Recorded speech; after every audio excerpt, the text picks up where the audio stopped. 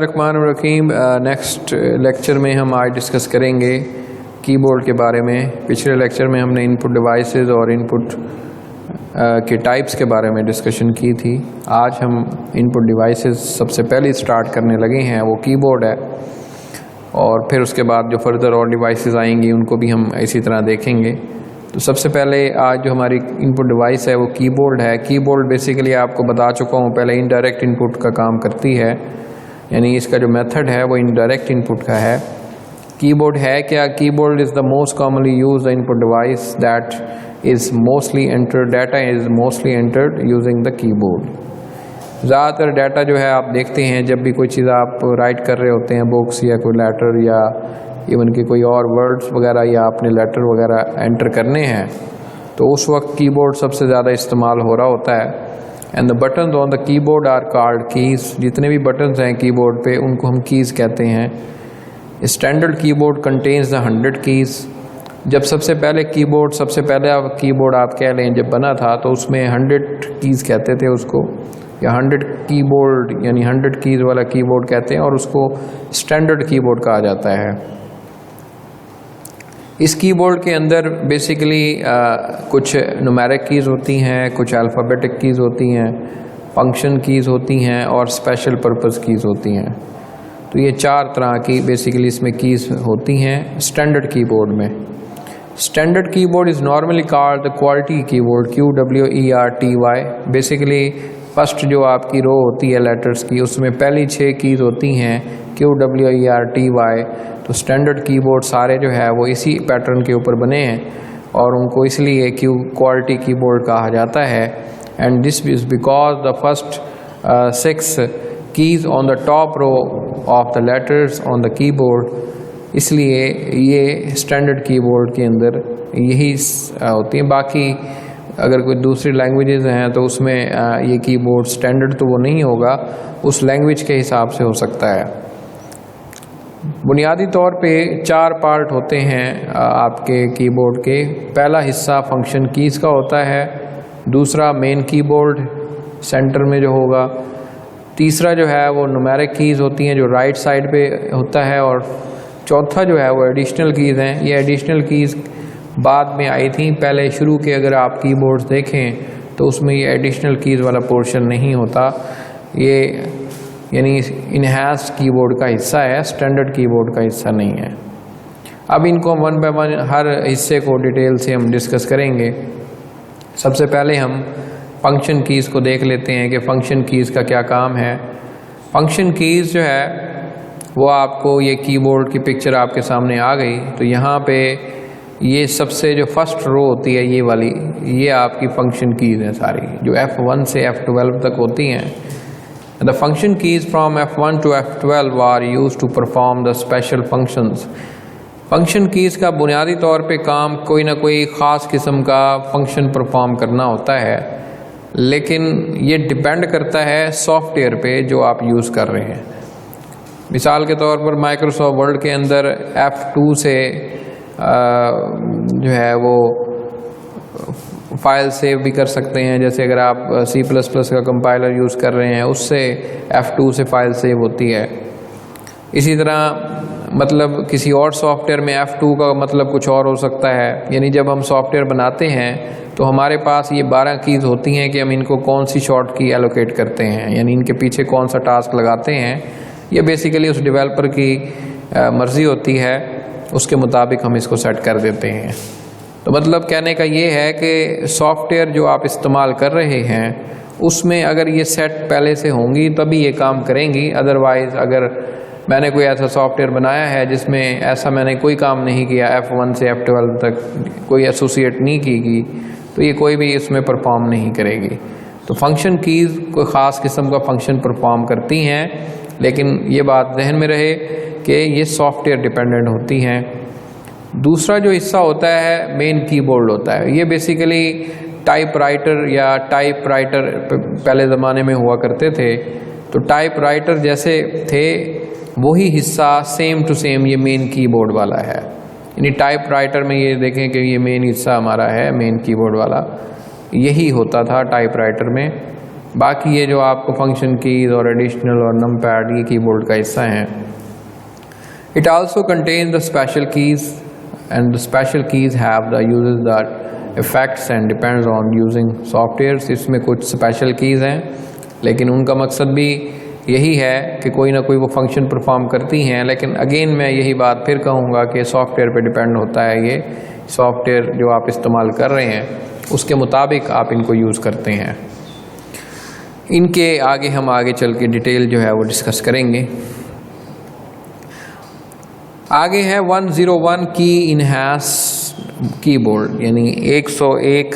ये जो पहले मैंने कहा था कि स्टैंडर्ड कीबोर्ड को 100 कीज़ हुआ करती थी, बाद में इसमें एक हिस्सा ऐड कर दिया गया जिसके ज़रिए फिर ये अब इनहैंस्ड कीबोर्ड कहा जाता है। बेसिकली ये क्या हिस्सा ऐड हुआ, इसमें एडिशनल कीज़ ऐड हुई। ये वाली ये जो दरमियान में आपको नज़र आ रही हैं, ये पहले नहीं हुआ करती थी कीबोर्ड में, यानी जब पेंटियम 1 और 2 कंप्यूटर अगर आपने देखे हों तो उनके साथ ये कीबोर्ड में ये हिस्सा नहीं होता था। इवन के ये जो स्टेटस लाइट्स हैं ये भी नहीं होती थी। तो इनका इजाफा जब हुआ तो फिर इस कीबोर्ड को इनहैंस कीबोर्ड कहा जाता है। ये स्टेटस लाइट्स 3 होती हैं, इसमें नम लॉक की एक लाइट होती है, कैप्स लॉक की होती है और स्क्रॉल लॉक की होती है। अब इनके 3 बटन्स हैं, ज़ाहिर है उनको जब आप प्रेस करेंगे तो ये लाइट ऑन हो जाएगी। इनको बेसिकली टॉगल कीज़ कहा जाता है। टॉगल कीज़ वो होती हैं जो ऑन ऑफ का काम करती हैं, यानी जब उनके 2 फंक्शंस हैं, यानी जब ऑन होगा तब भी कुछ फंक्शन परफॉर्म होगा, वो जब ऑफ होंगी तब भी कुछ फंक्शन परफॉर्म होगा। जैसे कि कैप्स लॉक की है, इसको जब आप ऑन करेंगे तो इसकी लाइट ऑन हो जाएगी और उस वक्त तमाम लेटर्स कैपिटल में लिखे जाते हैं। जब आप इसको ऑफ करेंगे तो लाइट ऑफ हो जाएगी और तब तमाम लेटर्स स्मॉल केस में लिखे जाते हैं।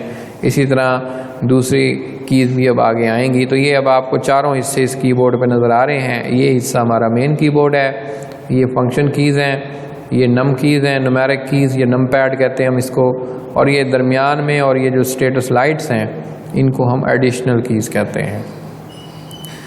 अब इनको आगे 1 बाय 1 देखते हैं कि सबसे पहले एस्केप की का क्या काम है। एस्केप की बेसिकली कमांड्स को टर्मिनेट करने के लिए इस्तेमाल होती है, यानी किसी टास्क को टर्मिनेट करना हो, ख़त्म करना हो। ज़्यादातर इसका काम आप गेम्स अगर खेलते हैं तो गेम्स के अंदर इस्तेमाल होता है कि जब आप उस एस्केप की प्रेस करेंगे तो उस गेम से एग्ज़िट हो जाएंगे। अगेन ये भी फिर वही डिपेंड करता है कि कौन सा आप सॉफ्टवेयर इस्तेमाल कर रहे हैं। एक सॉफ्टवेयर में शायद एस्केप की काम ही नहीं करेगी, उसकी वजह यही होगी कि उस सॉफ्टवेयर में उसको सेट ही नहीं किया होगा। किसी और में उसको आप इस्तेमाल करते हुए देख सकेंगे।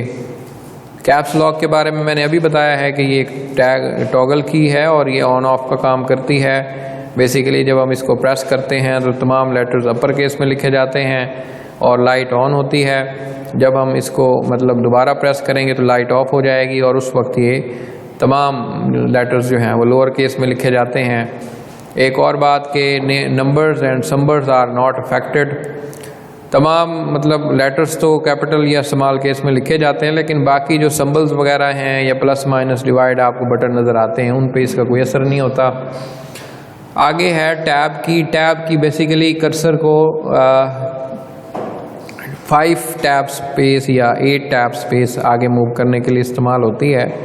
ये आप मैनुअली सेट कर सकते हैं, यानी इसमें एक स्पेस बार होती है। स्पेस बार से जब आप प्रेस करते हैं तो कर्सर जो है वो आपका 1 टाइम जो है वो एक करैक्टर आगे मूव करेगा, लेकिन जब आप टैब की प्रेस करते हैं तो 5 करैक्टर्स जो है वो आगे मूव करता है टैब की से। कर्सर बेसिकली क्या होता है, वो जहाँ जब आप माइक्रोसॉफ्ट वर्ड या नोटपैड में कुछ लिख रहे होते हैं तो उसको हम कर्सर कहते हैं। शिफ्ट की, कंट्रोल की और आल्ट की, ये 3 कीज़ अब आगे आ रही हैं। इन तीनों कीज़ का बुनियादी तौर पर मकसद ये है कि ये अकेले खुद कुछ नहीं काम करती, बल्कि किसी दूसरे की को मिला के या कॉम्बिनेशन के साथ ये इस्तेमाल होती हैं। अब ये भी सॉफ्टवेयर डिपेंडेंट होती हैं, यानी सॉफ्टवेयर पे इनका यूज़ होगा। Shift key is pressed in the combination with other keys to produce the upper case. First करें आप शिफ्ट और किसी और लेटर को प्रेस करेंगे तो वो कैपिटल में लिखा जाएगा। एक तरीका ये है कैपिटल में लिखने का, दूसरा कैप्स लॉक वाला बताया आपको। या कुछ ऐसे बटन्स होते हैं जो 2 यानी उस पर 2 या तो वो लेटर का होगा या वो फिर किसी अल्फ़ाबेट का होगा या कोई सिंबल होगा साथ। जैसे 2 का बटन है उसके साथ @ साइन भी है। तो अगर आप उसको नॉर्मली प्रेस करेंगे तो वो 2 प्रेस होगा। अगर आपने उसको सिंबल ऐड करना है तो शिफ्ट दबा के उस बटन को दबाएंगे तो फिर @ साइन जो है वो उसके साथ एसोसिएट हो जाएगा।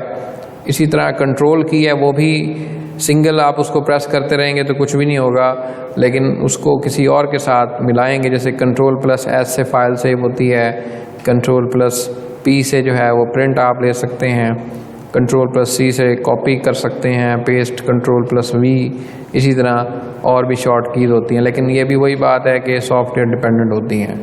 आल्ट की भी खुद से कुछ नहीं काम करती, बल्कि दूसरी कीज़ को मिला के हम उसके साथ जो है वो काम करते हैं। इसी तरह बैक स्पेस की है, ये एक सिंगल करैक्टर डिलीट करती है लेकिन कर्सर की लेफ़्ट साइड से डिलीट करती है। एक डिलीट की होती है, वो कर्सर की राइट साइड से डिलीट करती है। तो इन दोनों में ये फ़र्क है। उसके बाद जो आखिरी की रह जाती है यानी मेन कीबोर्ड में, वो है एंटर की। एंटर की बेसिकली कर्सर को नई लाइन के ऊपर मूव करती यानी मूव करवाती है। यहाँ पे आप एंटर की जब प्रेस करेंगे तो कर्सर आपका एक लाइन से दूसरी लाइन पे आ जाएगा। या अगर कोई आप सॉफ्टवेयर में हैं तो एंटर की किसी कमांड को सिलेक्ट करने के लिए भी इस्तेमाल होती है। तो आज के लेक्चर में हम ख़त्म करते हैं। अगले लेक्चर में हम इस कीबोर्ड को बकिया जो हिस्से हैं इसके कंप्लीट करेंगे। तब तक के लिए खुदा हाफिज़।